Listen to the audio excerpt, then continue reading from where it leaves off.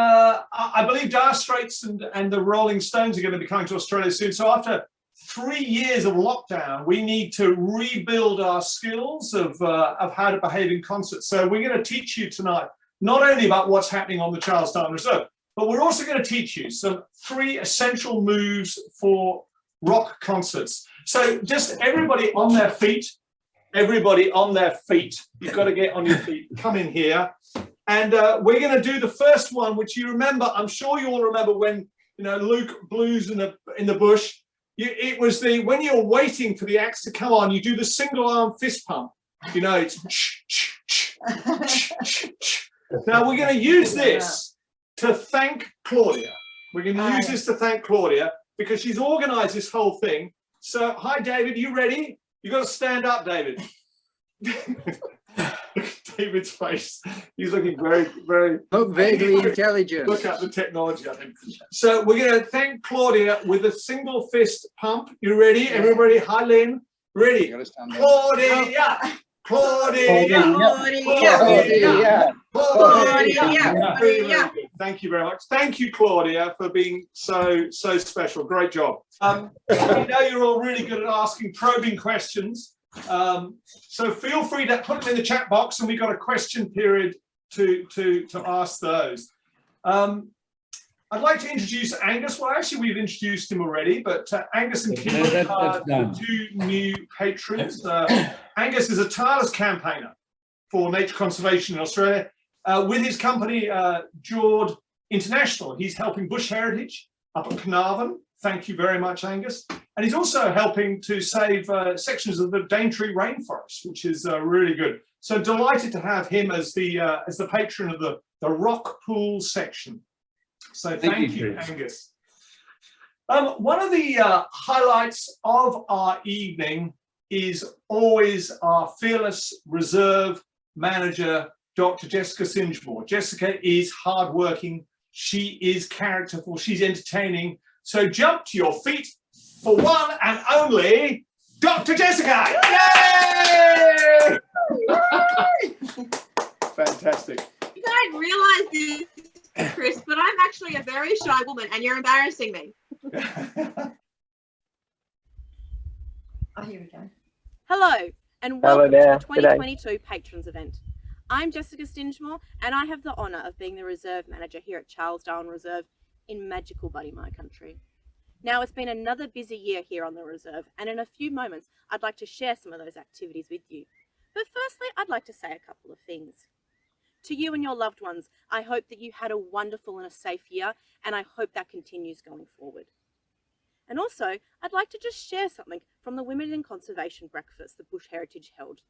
Now, I wasn't able to attend in person, but I was able to provide a little quote. I am proud to be a woman working on conservation, and I firmly believe that we do not need to camouflage to our surroundings to succeed. Rather, we should use our light to shine a brighter pathway for others and to help advance the women who come after us. Thank you. Here at Charles Darwin Reserve, the infrastructure is pretty well established. The buildings are all safe, we're almost capturing all the rainwater off the roofs, and the solar system is running smoothly. Well, most of the time. Yet despite that, there's always something that needs to be fixed. Whether it's a burst pipe, a crack in one of the tanks, the bore pump not working properly, storm damage to some of the sheds, or the septic pump blowing up. Now, I have heard about a past patrons trip where the toilets were a little bit dodgy, so I'll do my best to ensure that that doesn't happen again. And the latest is the old Hilux starting to smell like rotten eggs or sulphur. So now I need to go into Perentry to get a new battery for it. Now, talking about smells, how can I not mention the current mouse problem we've got here on the reserve? The little critters have gotten into everything. They're in my cupboards, in the office, in the visitors' quarters, here in the shed. They're even chewing through the walls. And yes, that is my rooster you can hear crowing in the background. But despite all of this, I'm not complaining because infrastructure maintenance is a very important part of my job. And here on the reserve, I'm very lucky compared to other places. Oh my God. Look. Oh. So neat.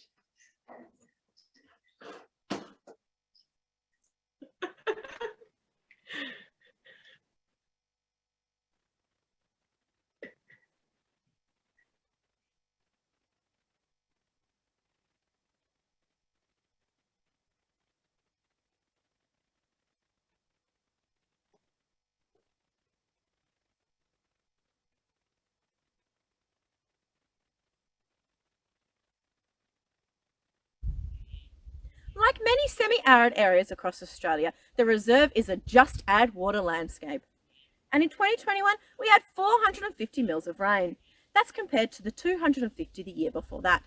And it's had a dramatic impact on the landscape. For instance, I've noticed a whole different suite of birds in the last year. We've had ducks, we've had swans, ibises, herons, shorebirds. The list is almost endless. Now, I'm standing at St. Joseph's Dam, and I think you can tell we've already had another cracker start to the year. In fact, we've had 150 mils of rainfall. There was one night in March, within a 24-hour period, we had 80 mils of rain, and I woke up in the morning to a creek flowing past the homestead. Now, rainfall does mean more weeds, more pests, and an increased risk of fire. But I'm working with my colleagues to ensure that we monitor this and that we can be proactive. But on a positive note, this little dam is full of tadpoles and other little aquatic creatures. And I've got a little sample here to show you.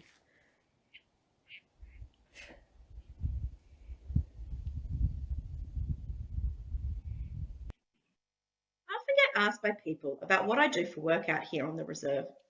I tell them that it involves a lot of ecological surveys, weed control, infrastructure maintenance, reporting, and then I say, oh, and I control for rabbits and cats. People's response is always, you kill cats? To which I reply, no, I protect our native wildlife. And that, in a nutshell, is our Reimagine the Wild project, protecting our native plants and animals by using pest control as a tool. Now, last year, my colleague Michelle Hall ran you through the results of this project, but unfortunately she cannot join us, so the daunting task of explaining the analysis is up to me. But luckily, Michelle and an amazing intern, Angela, have provided me with a whiz-bang report with graphs for me to share with you. So now I'm going to present results of the prelim analysis of camera trap detections for the reserve. This data was collected continuously between February 2020 and November 2021. The study consisted of 2 treatment areas, baited and unbaited, which will be compared for different baiting stages and management seasons. The location of the camera traps can be seen here. The specific aim of the analysis was to determine whether the activity of each species of interest changed before and after the management action in the baited and unbaited areas. For rabbits, the management action was baiting with oats, and in 2020, the use of calicivirus. For cats, the action was baiting with Eradicat. This is the predator management. Now, because there is a concern of potential effects on predator management in native species, the analysis for dingoes was designed using the predator management dates as before and after stages. Now, Angela analysed the data using a model called Generalised Estimated Equation Model, and it looks like this. Isn't it great that Bush Heritage has staff that can read this language? And now for some overall patterns from Angela's statistical modelling. In the baited area, relative to unbaited, rabbit activity was similar, cat activity was higher, and dingo activity was lower. After baiting, relative to before, rabbit activity was significantly lower, and cat and dingo activity was similar. Now in 2021, relative to 2020, rabbit activity was higher, cat activity was similar, and dingo activity was lower. However, these overall patterns were mediated by lots of context-specific interactions. In particular, the relationship between the effects of baiting before versus after in treated versus untreated areas differs between summer and autumn baiting rounds. Statistically significant 3-way interaction of all 3 species. Now, if this sounds a little bit too much and you want some more information, please let me know and I'm sure we can get something for you. But baiting isn't all that we're doing. Late last year, we began our Felixer trials. For those not familiar with Felixers, the units use rangefinder sensors to distinguish target cats from non-target wildlife and sprays targets with a dose of toxic 1080 gel. And because cats groom, this gel creates a pathway to instinctive toxin delivery. At this stage, it's still photo-only phase. No gel is being sprayed, but I hope to get all the approvals in place soon. These units have proven to be very successful in targeting bait and trap-shy cats and can be left out in the field for some time without staff needing to service them, which means I can get on with other work while still attempting to control cat numbers. The two Felixia units that we have are also being shared with Hamlin and Urardi reserves, so it would be great to have more units so more cat control can occur and our native animals can flourish. And talking about native animals, let's talk about all the survey work that happened last year. Firstly, I'd like to show you some of the photos from the 40 motion sensor cameras that I have along the tracks that provide the data for the analysis that I just spoke about. Looking through the photos is always a lot of fun, and you never know what you're going to get.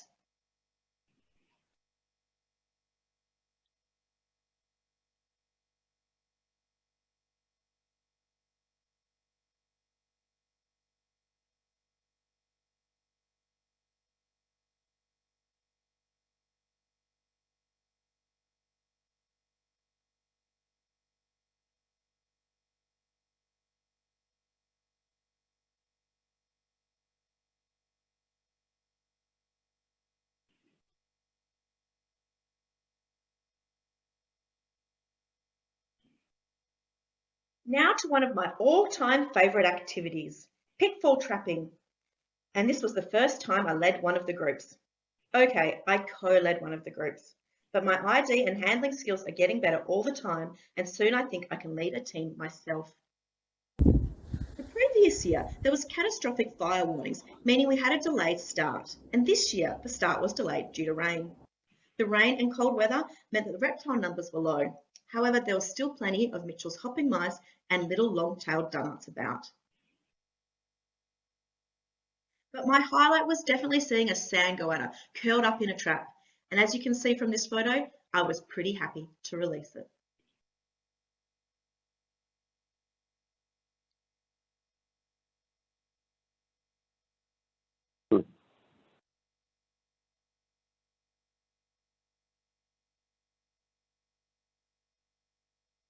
Straight after that, it was on to malleefowl. This year, 8 very hardy volunteers rambled through the thick mallee shrubland to monitor for active mounds. Of the 100+ mounds, around 10% were active, which is similar to the previous year. I am hoping with a higher than average rainfall, there'll be more food around this summer, and hopefully the numbers increase next year. But everyone had a great time, and we even went over to Ningham Indigenous Protected Area to assist with their monitoring and see some of the great sights. And just for fun, here are a few happy snaps from the reserve throughout the last year.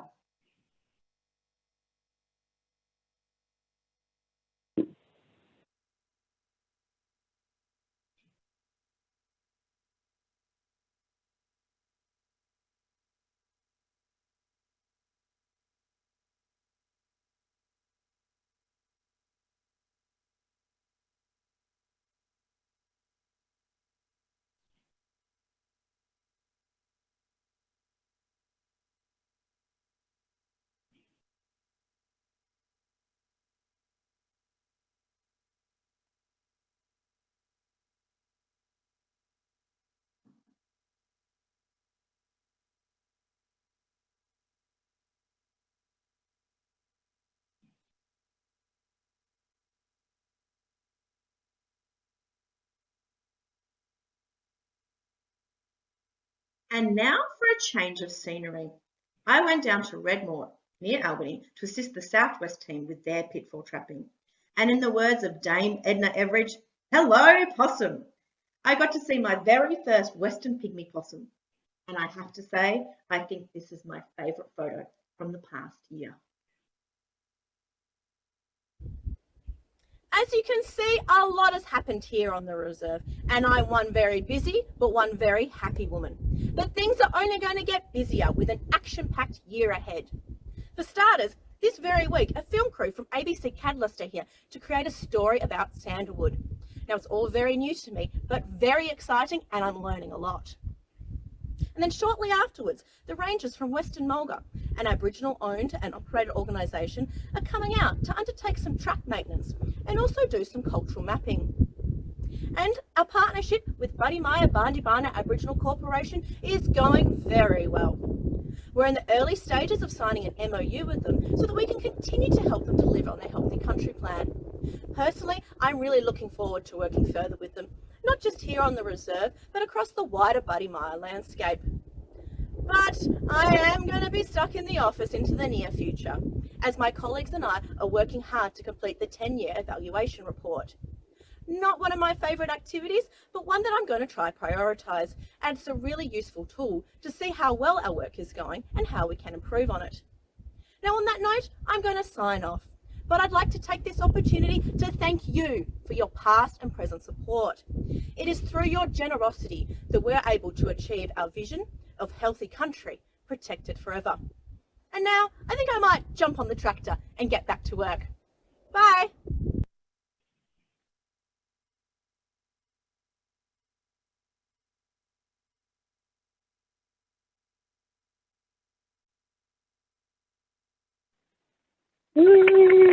Hey, Wow. Loved Jessica, it. we've got to get you a television show, I think. You are very. Don't, I don't need that. I think it's. It's funny because the crew from ABC Catalyst are out here this week, and I was talking to their presenter, and I was just spellbound by how just natural she is on the camera and how she can just go with the flow. And I was telling her that I was creating this, and she's like, "I'm sure you'll be fun." I was like, "I'm so nervous doing it." Or she's like, "People love quirky. People like mistakes. They don't want perfect. So just be yourself." So it was really nice to get that from her. Yeah, no, I think you're very good. And that would have taken a lot of time to put that together. So thank you so much for doing that. That is really, really fantastic. So Thank you, Samsung. thank you, Samsung. Good. We're going to have one more talk, and then we're going to have a question and answer with Jessica. I bet you've got lots of questions. I've got a few. But we're going to introduce the next speaker. So we're in the middle section of the concert. It's time for the love song. You know, when the band are getting a bit tired, you know, Luke, you understand this, the band are getting a bit tired. They want to have a love song at this stage. So remember, there's a classic love song move, which we just need to relearn. It's going to involve you standing up. You need a phone, because if you've been to a concert recently, you'll know the phone light move. You've got to have the light on. That's exactly. Oh, Jack, you're into it. I haven't been primed you for this, so that's great. So you've got to grab your phone, and we're going to be doing the sway, as Jack says. You know, the sort of, you know, the natural. well, you can put your hands in there if you want. Oh, okay, yes, yes, fantastic. Okay, but we're going to do a bit of an Elvis Presley thing here, and the reason we're going to do Elvis Presley is that Bill has promised me he will do an Elvis Presley impersonation if we do a great Elvis Presley impersonation as well. So we're going to do something here. So Bill is speaking next. He is the Healthy Landscape Manager with Bush Heritage. And we're going to do a little one. We're going to do some singing. But we're going to sing the song, the Elvis song, Little Things I Should Have Done and Said. I just never took the time. You are always on my mind. You are always. So I'm going to do the first bit. And I want you to come in when I do the "You Are Always on my mind." So ready? We're going to do it twice. You're always on my mind twice. Ready? We're nearly there. You're all ready. And you've got to, just to make it harder, you've got to sway at the same time. So left, Like right. Exactly. I'm expecting great things from you, Luke. You've got to sway, Luke. You can't just swung the thing around. You've got to sway. That's it. Okay. And we're off. I've lost my paper. Wait a second. Sorry. I've just got to get it. Where am I? Here. Is it? Yes. Here we go. Okay. Off we go. Bill, Bill, Bill, Bill, Bill, Bill, Bill, Bill. And all together. You are always on my mind. You are always on my mind. Okay, Bill, what do you reckon? Was that enough?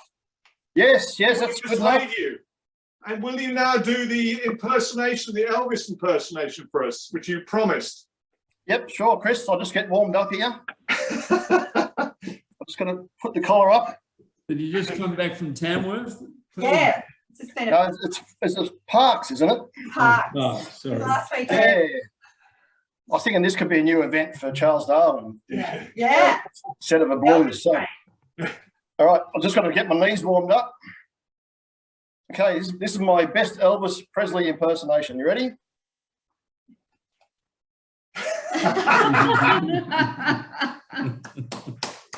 Very good. Very good. That is good. Well done. You delivered that. Fantastic.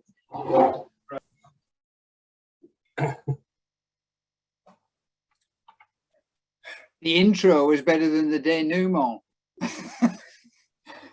I do take requests. I can do David Bowie. I've been working on David Bowie lately, and Prince. Yeah, to name a few. So There's quite a few now. yes. Chris, do you want me to talk? All right. Now, thanks for the introduction, Chris. That was a lot of fun. I've been working with Bush Heritage for about 3 months now, and in my job description, it basically says that I need to talk to people, I need to be nice to them, and I need to have fun. So it's a great role for me. I'm really enjoying it. Yeah, having chats with people and forming relationships is a wonderful thing to do anyway. But it's nice to be doing it with Bush Heritage. So I'm based in Geraldton, WA, on southern Yamaji country. Just a bit of background on me. I've got nearly 30 years working in regional Australia, delivering regional outcomes in integrated natural resource management and through good landholder engagement. I've worked in the southern New South Wales area along the Murray River, and been in WA for 17 years working in the Northern Ag region, the Pilbara region, and across the broader pastoral region as well, including a bit of desert work with Aboriginal ranger teams. And yeah, now this role for me, I'm overseeing our 3 reserves in this Western Rangelands area: Charles Darwin Reserve, Urardi Reserve, and Hamlin Reserve. Got a map here to put up for that first area, just in terms of where the thanks, Claudia. Claudia's doing the maps for me, so I'm trying to do subtle cues like I've got a map coming up here. Thanks, Claudia. So you can still see there where our 3 reserves are in a Midwest area, and Geraldton's just spaced about 150 kilometres south of Urardi. Part of my work too, apart from overseeing these 3 reserves and regional relationships, is relationships with our Aboriginal groups. We've got a healthy country plan with Badimia people already in place, and we're working on regional partnership agreements with the Badimia people that include the Charles Darwin area, the Nunda people around Urardi, and the Mulgana people around Hamlin. So I'm very fortunate to step into this role where there's already good relationships in place, and we're trying to formalise those now over the next 6 to 12 months with healthy country plans and partnership agreements. So that's pretty exciting for me. So talking about our Reimagining the Wild project in the Midwest, our focus is on protection of our native wildlife and plants, and that's primarily through the long-term feral pest management. We sort of talk about our integrated pest management project, which is our Reimagining the Wild. The main feral species that we focus on, and Jessica had some good photos, feral cats, foxes and rabbits, and they're our main 3 target species for our feral pest animal control. We're very fortunate to have a regional ecologist, Ben Parkhurst, who's living in the region. Ben's been coordinating this project, the Reimagining the Wild project, across our 3 reserves, and our 3 reserve managers and our field officer carry out the on-ground works. So we've got a really good team approach to what we're doing here. And just got another map to put up now, which just shows a bit more of the detail of what we're talking about here. So this is the Midwest Priority Landscape Map. We've got our Hamlin Reserve up towards the left corner in blue, and that's sitting on the edge of the Shark Bay World Heritage Area, and connected to the dark green is National Parks, WA National Parks Reserve properties. So there's a lot of good literal connectivity around Hamlin Station, Hamlin Reserve, and that adjoins the stromatolites area on Hamlin Pool, pretty special location.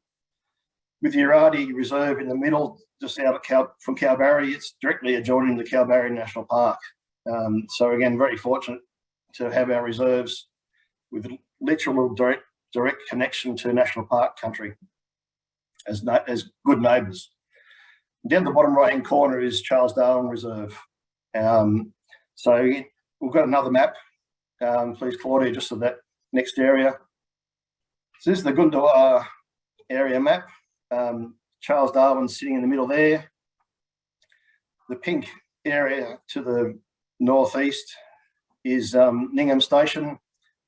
That's an Aboriginal owned and managed property, and within that is the Indigenous protected area that Jessica spoke about with the Malleefowl monitoring. Mount Gibson directly to the right of Charles Darwin is a Australian Wildlife Conservancy property, doing same but different work to what we do.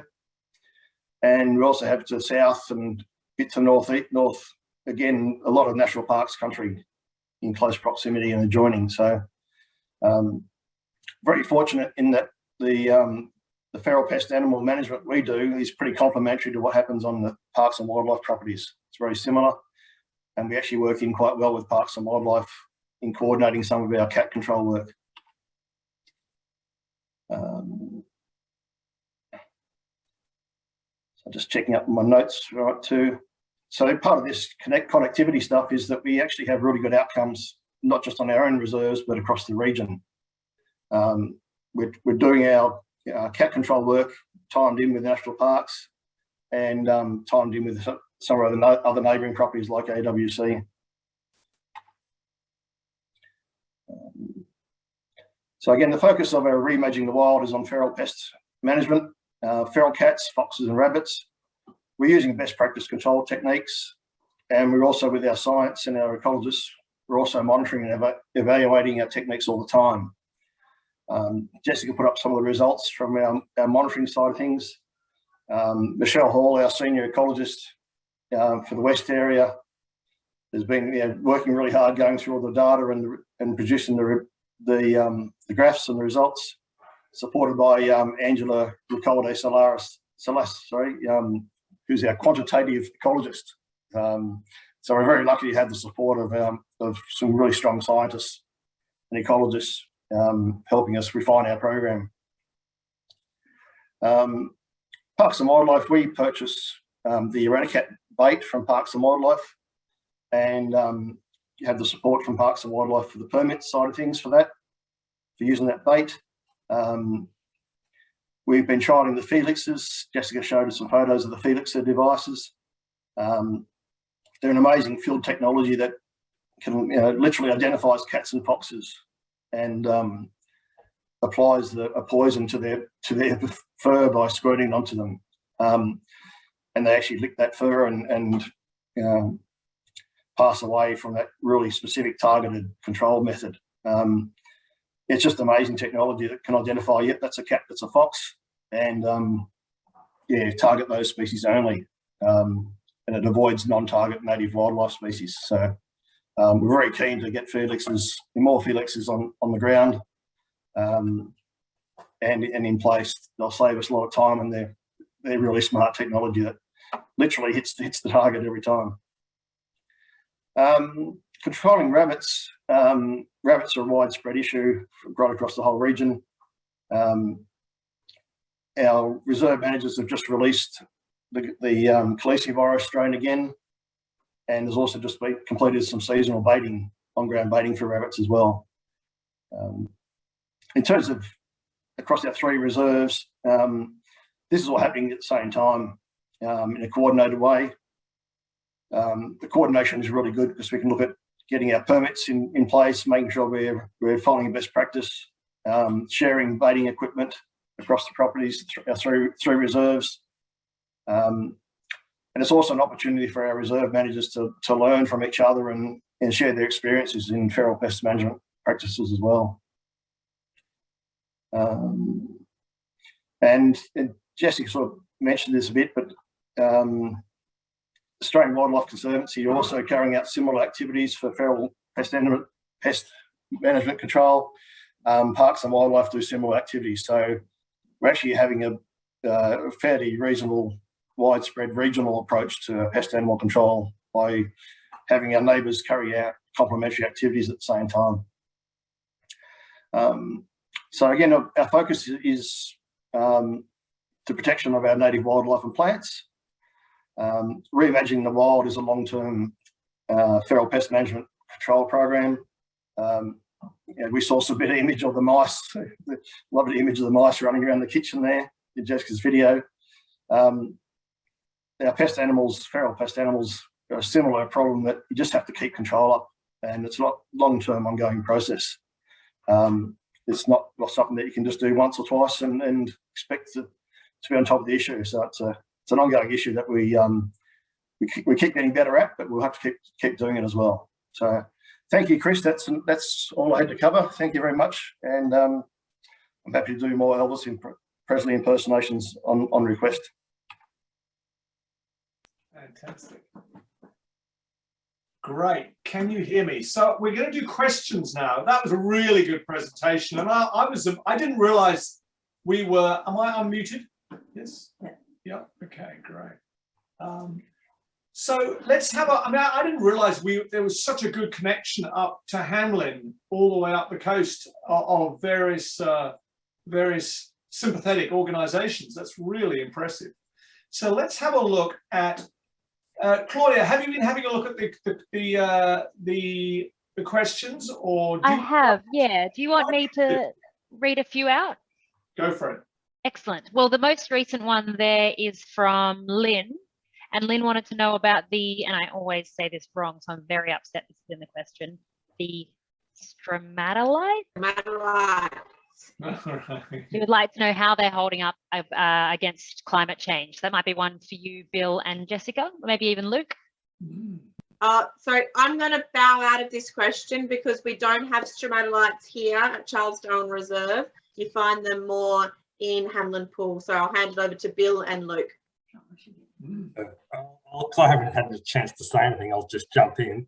So, hello everybody, it's great to see you. Yeah, look, as I just said in the chat box, from what we can see and our work with Miami Uni and the Department of Biodiversity, the stromatolites are very resilient.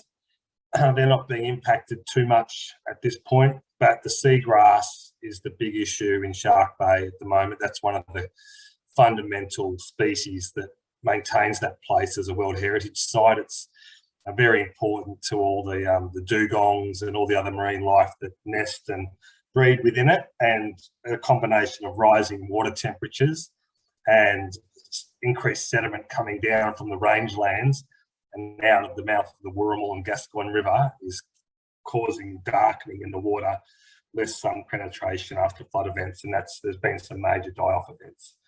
So, yeah, that's probably the main concern in the Shark Bay region at the moment, not so much the stromatolites.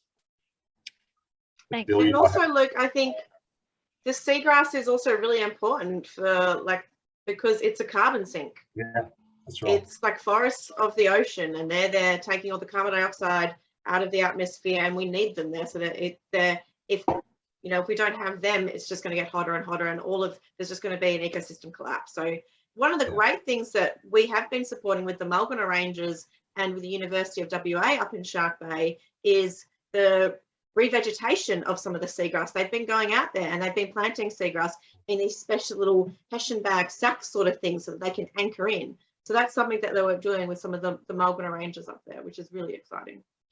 Yeah, absolutely. And I guess the other thing, we can't do a lot other than reduce our emissions and work with others to do that. So we can't affect the sea temperatures immediately, but we can have influence over the sediment outflows because we have techniques and technologies and practices that we can share with our pastoral neighbours, which we're doing, and run workshops about how to manage roads better, how to deal with erosion, so that, because no one wants to lose that soil. The pastoralists want to keep their soil on their country, the conservationists want to keep it on there. So it's about good land management practices, and we're heavily involved in that broader landscape learning, so it's good. Thanks, Luke. Did you have anything you wanted to add to that, Bill, or was that covering everything? I'm happy, thanks. Yeah, Luke's covered it very well, Jessica. Lovely. Well, Claudia, do you mind if I just sorry to interrupt you, Chloe. There was a question on there about baits that I'm using for mice. And it's this interesting thing. So I went to a bird conference in Darwin a couple of years ago, and there was this big presentation. It was like a keynote presentation about how secondary poisoning is really affecting a lot of our native animals, in particular, you know, birds of prey and owls. So, you know, we'd bait for, you know, mice in particular. They would come down, eat the mice. All of the baits would build up inside of them, and then they'd die from that. So the bait that I'm using here on the reserve around all the infrastructure is just something you can buy over the counter. And it's a natural bait. It's safe for humans, but it's safe for your pets as well, and also our wildlife. Is mice, like a lot of animals, they have all these little hairs on inside of their stomach, right? And what this bait does is it kind of deactivates those hairs. So the mice doesn't realize that it's thirsty. So what happens is the mice just dehydrates. So, you know, if there is a dead mice in the environment and an owl comes down and eats it, it's going to be fine. So I have these baits out and about. It's also safe for my dog, who has been interrupting me, by the way. If you've seen me patting something, it's her. But yeah, so I have the baits out and about, but also I do have traps, just because, you know, it's, you know, like with cats, you know, there's no silver bullet. You need to have multiple approaches out there. And yeah, sometimes I do go to sleep to this noise. And just before this meeting, actually, I just found a little baby mouse in one of them. So, you know, it's all part and parcel with being able to live out in such a beautiful country. Somebody did say if potentially the mouse plague, I suppose, is associated with the increase or the really high grain crop that we've had out here. The farmers have had a great past year. They're looking to have another good one this year. They're seeding right now. So potentially that could be an issue, because all of my farming friends, they've got it even worse. They've been doing all this like kind of studies for the ag department out here to see how far the mice are going into their crops. So it could be part and parcel, but yeah, I'm not the expert on that. And Jessica, just a question from the Darwin household about what those mouse baits that you mentioned are called. Oh, we're testing you now. I'm not sure. They're called, all I know is they're like a light, I buy them from a large you know, hardware place. I'm not going to say anything. They're across, you know, across Australia in large cities. They're in like a little box. They look like little pellets. It's like a lime green box. It's got the word naturals over it. And all you do is you just open the box up, spill out some of these little pellets, and they just come and eat them. And sometimes if I forget that I've bought the pellets and I've left them in the shed, they just chew through the box and get them themselves. But Chris, if you like, I can share it with you offline. Perfect. Thank you. And I can't see any other questions in the chat. If anyone has another one, feel free to pop it in there throughout the night. Otherwise, back to you, Chris. Oh, I've got a sore wrist, so I can't type. Can I just ask Bill a couple of questions? You may, yes. Thanks. Bill, what was out of the studies you've got, what was the most effective pest management for the cats? Was it, have they found whether it's Eradicat or Felixer? Is there a clear winner or not? So just make sure I'm not on mute. The Felix is fairly new. I've seen a bit of the research done with it. I've been looking at them for the last 3 or 4 years, really. Just using baits alone on any animal is a bit hit and miss. I mean, the mice are a bit of an exception. They go looking for it and find it. Trying to bait other animals is always tricky, because you're trying to line the right situations up for the bait and that animal to be in the right place at the right time and want to eat the bait. The Felixes are just amazing, because they recognise it's a cat or a fox, and they squirt the poison onto their fur and they lick it off. So they're basically, from my point of view, every time that the Felixer identifies as a cat or fox, it squirts the poison onto it and it licks it off and dies. So with photos as well, you know that you can be really confident that the Felixer is going to have a pretty good success rate every time. We're putting baits out. You can't watch them all the time. We put some cat baits in front of our cameras and see what happens with them, but they don't always get taken either. So it's just baiting is a bit like, I'd say, the same for me going fishing. I might sit there all day with bait on the hook in the water, but the right fish has got to come along once that my bait at the right time. Whereas the eradicate, Felix series are much more accurate. absolutely, yeah, and I mean, cost-wise, yeah, I mean, you do a lot of baiting work, and you don't always know what results you're getting. We're monitoring through our cameras to see what comes across our cameras. Are we having more or less of these animals? And that's still what crosses right in front of a camera on one small portion of our property. So the Felix is really good technology that will be even cost is, to me, cost effective, because you're going to get the results every time. How much is a Felix machine? They used to be nearly $20,000 to buy, and the company's just changing to lease them. So we're trying to negotiate to buy them. Yeah.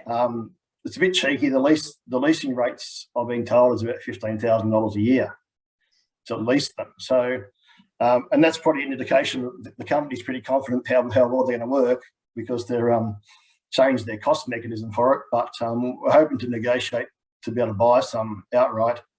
I mean, leasing often makes sense for repairs and that sort of stuff. But still, the certainty.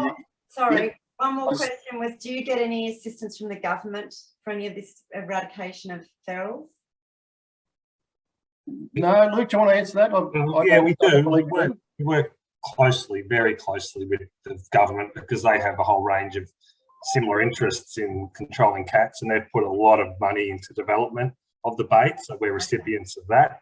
Jessica's going to pick the baits up from the government depot next week, I believe, Jessica. We're on a state committee with government representatives on feral cat management. They give us grants occasionally, but I think in terms of these elixers and the program that Bill and Jessica are talking about, we don't rely on government funding for that, but we certainly benefit from their research, their staff. We collaborate with them, but they're not funding this program, no. Yeah, great. I think David, Rob, you've got a question. You've got your hand up, David. Yeah, so just in the video, you said that we've now got 100 mallee fowl mounds with 10% active. Now, I think that's a lot more than when the property was bought, and I was just wondering whether we know how what that progress is. So maybe for a bit of perspective, I should just backtrack a little bit. So the mounds that we monitor are part of the National Adaptive Management Project, and they're in two different sites. They're in two different 2x2 kilometre areas. One's in a baited area, one's in an unbaited area. So those are just the known ones that are in that site. And we had LiDAR flown, about 7 years ago. And this is actually how I got involved with Bush Heritage. I used to volunteer to monitor these mallee fowl mounds years and years ago, and that's how I fell in love with the place. So those 100, I think it's about 130 mounds in those 2x2 kilometre areas are the mounds that we monitor every year. There are mounds outside of that area. And one thing that would be great to do, and potentially we could be doing this with Badimia Aboriginal Corporation this year with some of their rangers, is doing some old school searches through the landscape looking for more mounds, because I know that there are other mounds outside of these two specific survey sites. And I think back when the property was purchased, they had done some initial walkthroughs, but since then we were fortunate to get some money for LiDAR, which is a fixed wing plane, flew over the reserve in those certain areas, shot lasers down onto the ground, went through a little black box, somebody analysed it, and they looked for things that looked like donut shapes. And then these donut shapes were rated 1 to 4 as to how likely there would be a mallee fowl mound or not. And then foolish people like myself walked through the bush, and we went to these mounds and we said, yes, it's a mound. And then we said, no, this is just a tree that's fallen over in the ground, and there's leaf litter and sand all around it. So yes, since the property's been bought, we've had this LiDAR process, but there's still more mounds out there. And, you know, it's just, for me, it's a passion project. I love mallee fowl. I'm on the National Mallee Fowl Recovery Board. I'm on the WA Mallee Fowl Recovery team. I do the mound monitoring. I get excited every time I see a bird, and then I text my entire family, hey, I just saw another bird again. They're like, enough of that, Jessica, can you tell us about the 40 devils? I'm like, okay. But yeah, there's lots of birds out here. And I suppose that kind of brings me back to the Felixes, and there's something I'd like to say about that, is one of the key things we need to be careful here on the reserve is the other thing that kind of falls in line with what could be a cat-shaped thing, because a Felixa shoots out these lasers in 3 different levels, right? So that it gets the outline of a cat. The only thing we have similar here would be a malleefowl. So I set one up in a malleefowl hotspot and one in a cat hotspot. And they take photos as well. So they're not just shooting things out. This unit's taking a photo. So you can actually see, yes, it's a cat. It shot something out. No, it's a cat. It didn't shoot anything out. Great. And so that's the stage I'm at. Luckily here for me, it didn't shoot any non-targets. And it did shoot some of the cats. One thing that we should have spoke about, Bill, and I can't believe we didn't, and maybe because I'm feeling a little bit heartbroken about this, is the problem we might potentially, not a problem, it's just a small little hurdle we need to address at Urardi and Hanlon, is they have quolls there now. Last year, thanks to our Reimagine the Wild project, there have been quolls spotted for the first time, I think, in Bush Heritage's known history at Urardi Reserve and Hanlon Reserve. They have travelled, we think it's the males because the males travel through the landscape so they can mate, from Kalbarri National Park where they had some releases, potentially maybe Shark Bay as well where they had releases as well, and they've moved through the landscape and now there's quolls being spotted there. And so my colleagues have been sending me these photos of quolls going, Jessica, when are you going to get them? And I'm like, well, my friends over at AWC are releasing them next year. And so potentially they're going to jump over the road and we're going to have quolls here soon. But yeah, so that's, these are really great units. And the thing that I love most about Felixes is that cats are notorious. Some cats, like the big cats who've been around in the environment for so long, the ones who are taking all our native wildlife, they are there because they're smart. They're not taking the baits. They're not going into the traps I put out, but they don't know about Felixes. They're just going to walk past. So where I have these areas where there are known cats, because we're now identifying cats based on their coat patterns from our motion sensor cameras, we can put them there and we know that we have another tool to target these really smart old cats who are just, taking out our wildlife. So yeah, they are a great unit. They, it's an emerging technology that's being tested in SA, up in the Pilbara. There's great papers out there. And I think it's a way of the future. Yep. Great. Sorry to just hijack. No, it's good. No, it's good. And just to explain to Kimberly and Angus, if you wonder why we're talking about cats so much, is that it has been our nemesis since the creation of the reserve.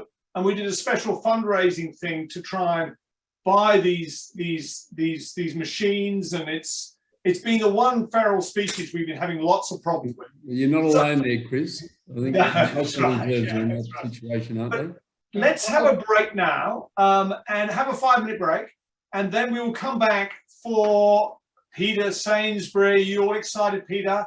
You've got the crowd. They're all on the edge of their seats waiting for you, Peter. So go for a walk around, go to the toilet, whatever, and we'll see you back in 5 minutes. So let's just say at 7 o'clock.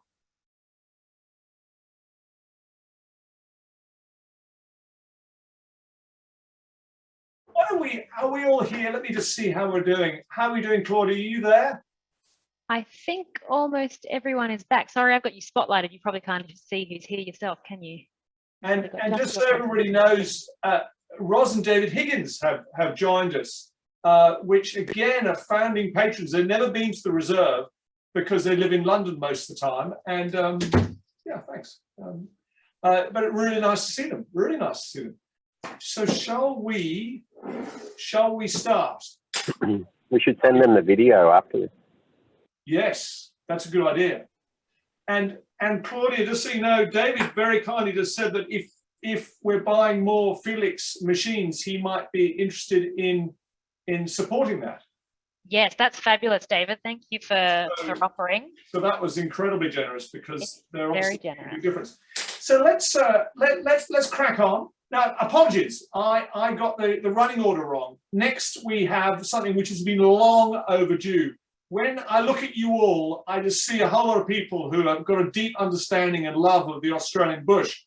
But whenever we go out with the Badimia people on the reserve, we realise that these are the guys who really have the deep understanding of what's going on out there. And so we've never had a presentation from them at a patrons event. So I'm really excited. We've got Ashley and Daryl who are going to be doing a presentation now. So no further ado, let's see what they say for us.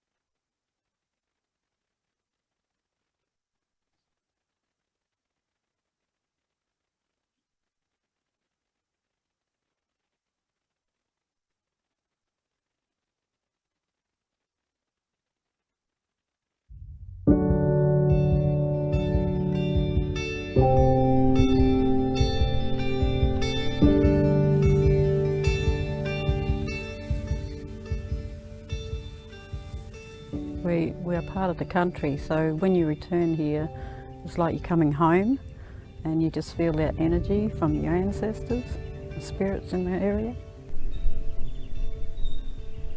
You always feel at home when you come out here, you know, no matter whether it's hot, dry or like this or whatever, you know, it's home. For me, we're home, you know. Definitely. These Badimia people have returned to the lands of their forefathers to have a say in the way their country is managed. Their return is part of a state government plan to create 5 million hectares of new land and marine parks and reserves across the state. Here, in the beating red heart of WA's Murchison region, the Plan for Our Parks initiative has resulted in the addition of 114,000 hectares of former pastoral stations and unallocated Crown land to the reserve system. With stock removed and the country enjoying its best winter rains in years, the Badimia people believe their ancestors are already rejoicing. I think they're rejoicing now because we look at it in terms of, look at the country today. It's coming back, it's starting to look beautiful and green and healthy again. And that says to our heart that we're doing the right thing.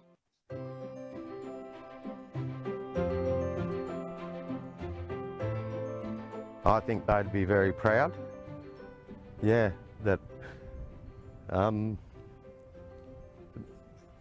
know, that they can see Badimia people taking control. Yeah. And having an interest in their land. For the Badimia, helping to manage their land is not just about protecting nature, but about preserving cultural sites honouring the land's stories. For this is a country rich in cultural heritage and Dreamtime tales.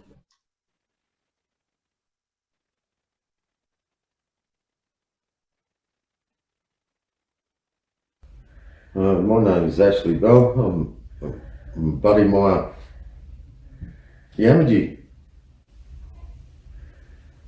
Daryl Fergie, Badimia Elder, Director on the Badimia Bundibana Aboriginal Corporation.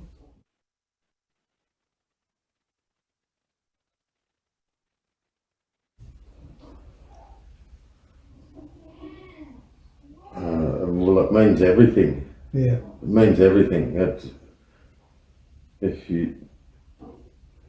because our language, our art, and our culture is all tied into the land, so the land speaks to us. If you like, it tells us the stories. So yeah, it's part of us. Yeah, pretty much with Ashford, it's part of you. Comes from inside, you know, very hard to talk about, like describe, you know, the feeling and that. And yeah, we learn from the seasons and all that sort of stuff. The cultural, you know, like the old people used to use the seasons for their food and stuff like that. And yeah, it's just a party, you know.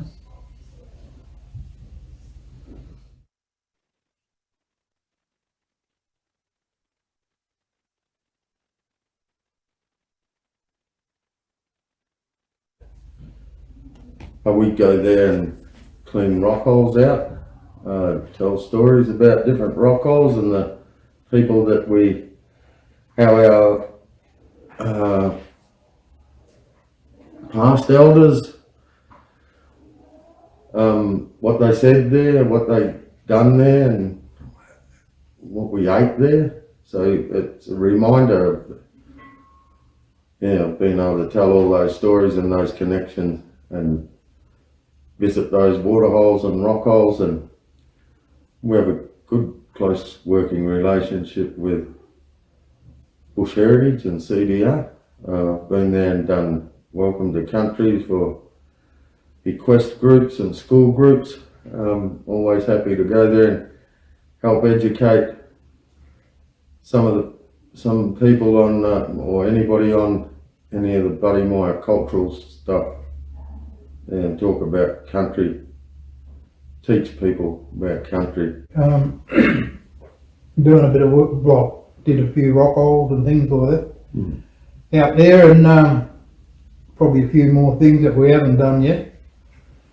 And yeah, it's good being out on country and being, entitled to go out and experience our country again, without people chasing you off. And it's been great working, and hopefully we can work together for quite a bit longer.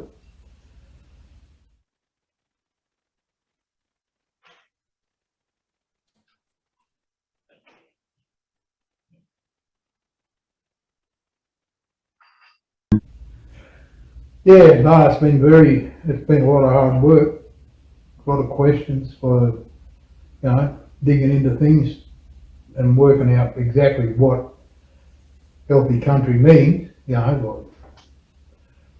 because with all the pastoral grazing and all that sort of stuff, mucked it up a fair bit, and we just hope that we can sort of help to bring it back a little bit to how it used to be. Like plant more sandalwood trees, which we hope to do on Charles Darwin later on, maybe some quandong trees, work with the Healthy Country Plan on quite a few things, looking after our different environment out there, like breakaways and granites and, wherever there's no greenstone around there, but one of the main features is greenstone because of the grinding stones and all that, and the cutting tools, and sort of like Ash was saying, getting the younger generation back on land, on country and learning about it, and hopefully that, you'll still be around when they come out.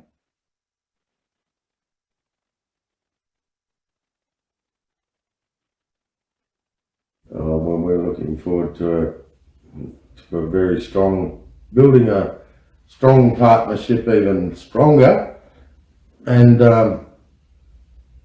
being able to do a lot more on Badimia country and using it to be able to introduce the kids and that there as well, and anybody else who wants to learn about it, so I'm looking forward to that in the future, being able to continue the same way and build up a very strong relationship with anybody involved with Bush Heritage or Charles Darwin Reserve.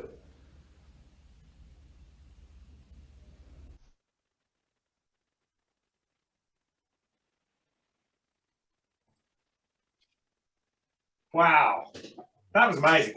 I hadn't seen that until just now, actually. I mean, and I don't know if I should imagine Jack was just saying, how you can just sense the emotion, much deeper emotions than I think many of us feel. Don't you think? I mean, there's just incredible feeling that they give, that they have for their land, and it's amazing. And actually, for those of you who haven't been there, Ashley is often on the reserve tours, and he is even better in the flesh. I mean, really moving individual.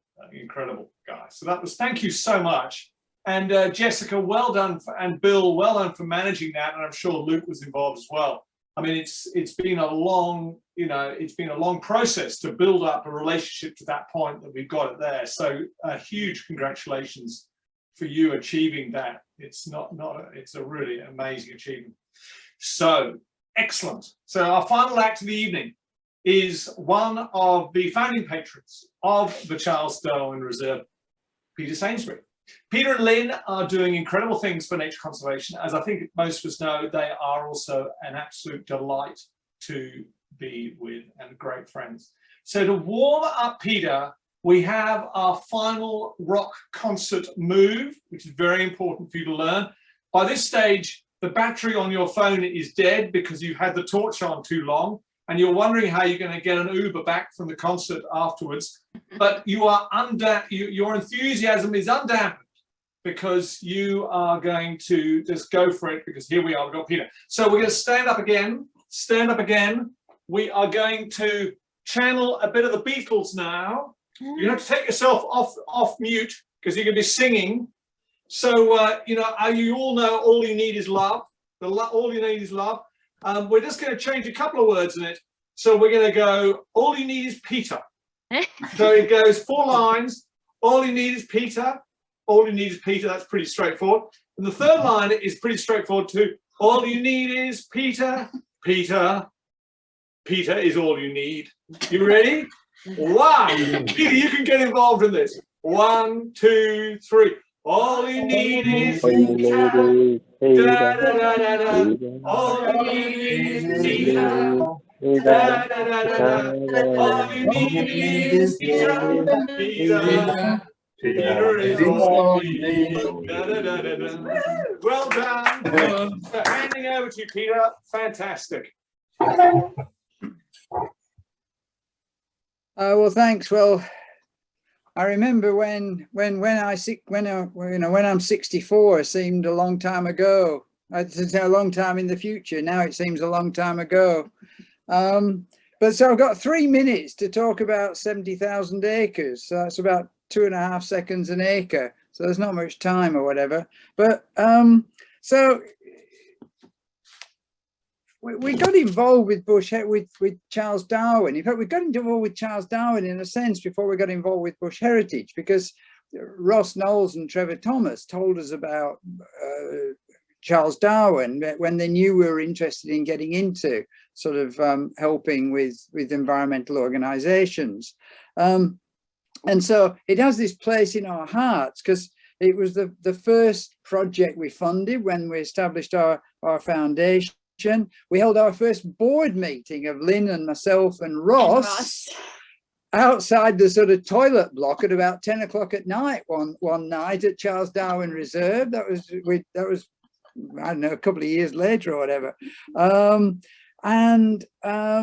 It's the first property we visited as well, and so it's a great event for us. So it's in our hearts. But of course, what attracted us was it's such a fantastic program. It's the patrons program is inspired that you sort of you don't own, but you identify with this plot of land, and so it really binds you in there, and you make an ongoing commitment and you make visits to it. We've been twice now. It's been fantastic. But one of the advantages of that we never expected when we got into sort of environmental philanthropy and working with environmental organizations was that it would become our social networks in a sense. I mean, most of our friends now and people we socialize with, we've met through things like Charles Darwin or Scottsdale, nearer to home for us, and so on. And so it's really sort of provided this social context for us as well. But of course, it's about Charles Darwin, isn't it? The reserve, not the bloke, about the bloke as well, I suppose. And it's just been so fantastic to see it develop from the first time we went and the second time, in the photos from before we went, when Chris was still looking at it and so on, and Jack was still looking at it. So the progress that's being made of restoring this Australian brush is fantastic, so important to us. And so for us, we really want to prioritise Charles Darwin in our funding. It's something that is almost not considered about whether we should fund it or not. It's just something we know we want to. And it's not just because it's Charles Darwin and so it's because we're also committed to climate change and funding. But there's no point in limiting climate change to 2 degrees. 1.5 is gone, forget that. I think 2 is probably gone, but never mind.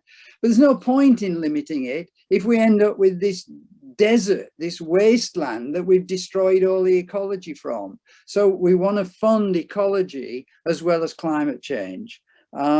And so we have this ongoing commitment. I'm sure we'll keep it going for as long as we have the foundation. And I just hope that other people feel the same and want to keep going and funding and possibly recruiting other patrons as well. So it's a great pleasure for us to be part of it. Thanks a lot.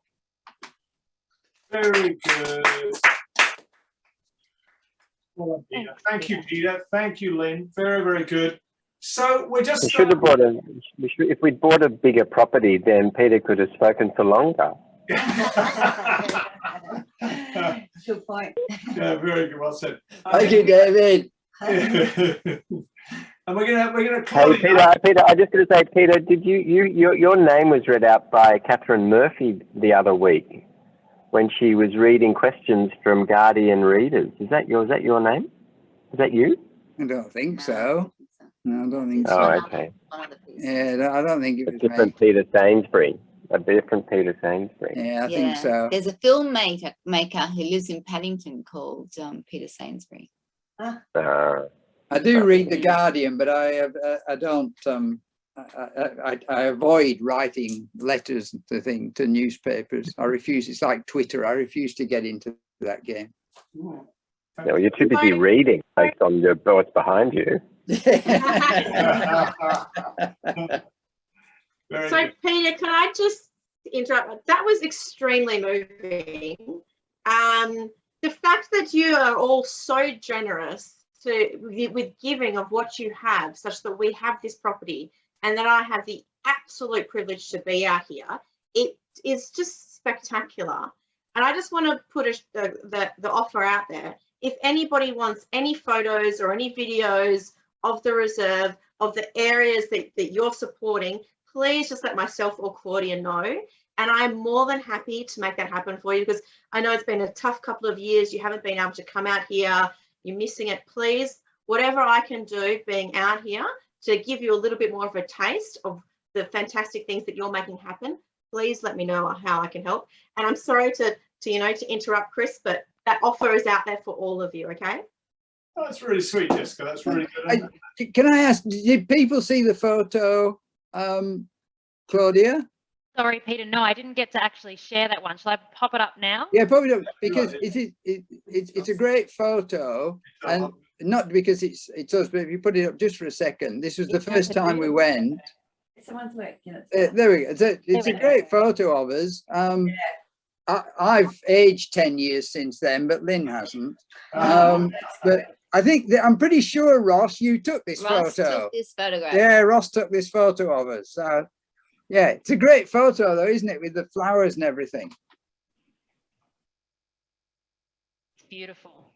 I've got a very similar photograph, Peter, with my 2 children when I was reserve manager out there, and you could pretty much superimpose 4-year-old Banjo and an 8-year-old Tanami into that picture. I think there's a lot of very special memories from that front paddock with those flowers. Yeah. Well, you were the station manager at that time. Yeah. Yeah, amazing. Guys, we might just, Peter, thank you so much for doing that. That was lovely. Really nice, nice speech. Just Claudia, I think you wanted to just to wrap up and go for it. I will, and I will add my thanks to that that chorus of thanks to you, Peter. And I think I'd like to extend Chris's song of "All You Need Is Peter" to "All You Need Is Peter" and Lynn, just to make sure that we've captured Lynn in that one, because the two of you are such wonderful long-term donors, and it's really wonderful for us to have 2 people who can. Sorry, Claudia, I'll just interrupt. Your sound is very quiet. Okay. Oh. well, I'll start again. You're going to get thanked again, Peter and Lynn. I'm sorry, it's going to happen.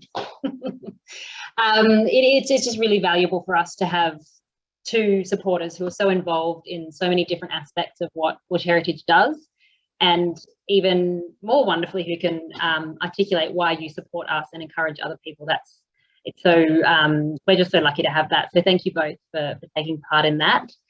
For those of you who I've not met, and there's not many of you here tonight, I'm Claudia. I'm the philanthropy executive here in New South Wales, and I'm in the very happy position of facilitating our patrons program. So we're raising funds for the other side of the country, and we're not holding it against them that they have locked us out for the past 12 months. We're not even going to mention that.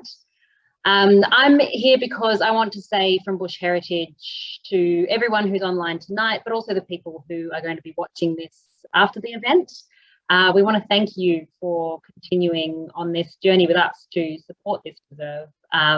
The support you give every year goes towards all of the activities you heard tonight in great detail.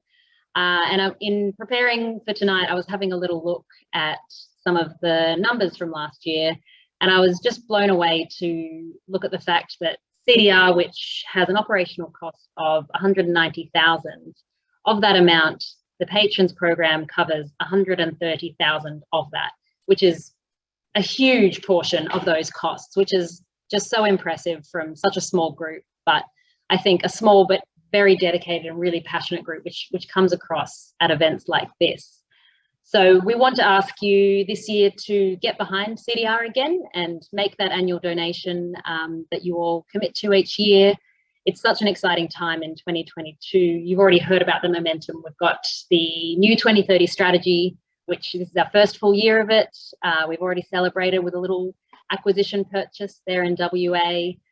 We have staff on the ground like Bill and Luke and Jessica in her second year now, I think, Jessica, and that science team working in the background. And of course, our borders are open, so we have our visitors and volunteers busily working away on the reserve all year. So it's going to be a really big year, and we want you all to be a part of that.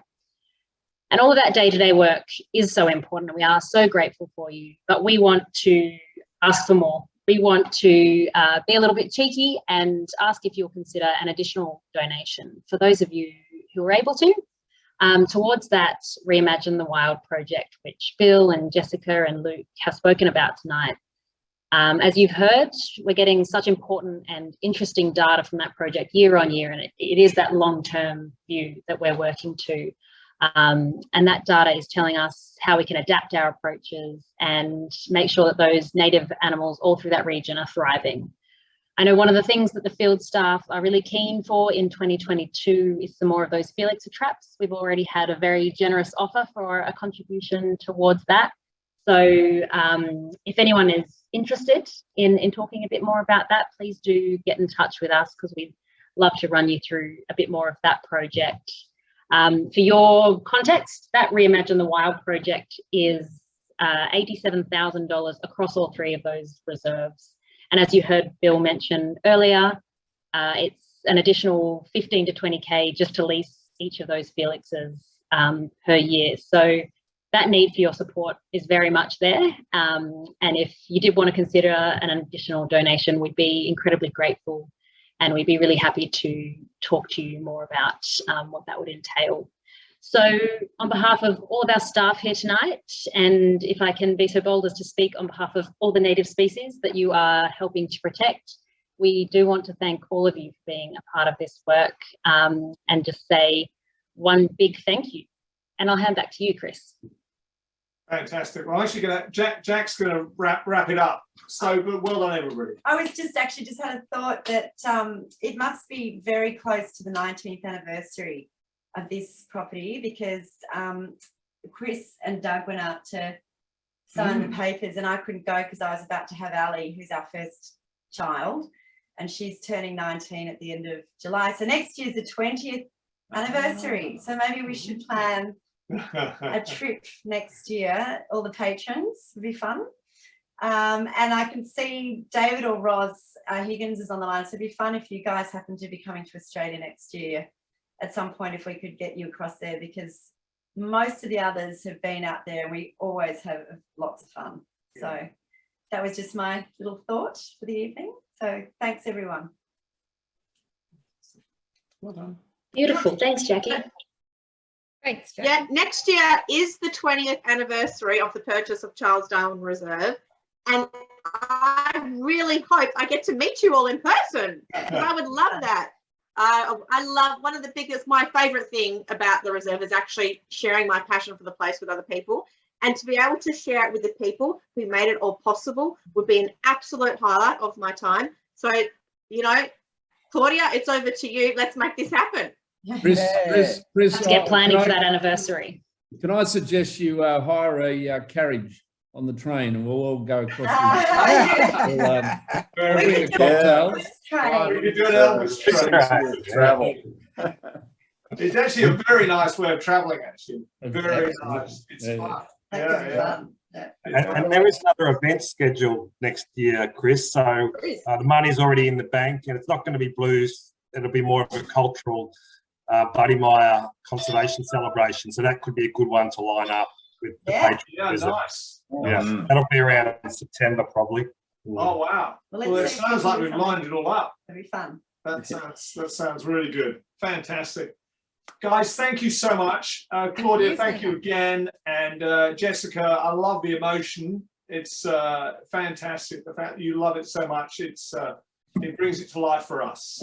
So we hope to see you all very soon. Love to all. And thank you very much. Thank you so much. Cheers. Lovely to see you Everyone. all. See you all. Chris, thanks, Jackie. See ya. Bye. Hi, everybody.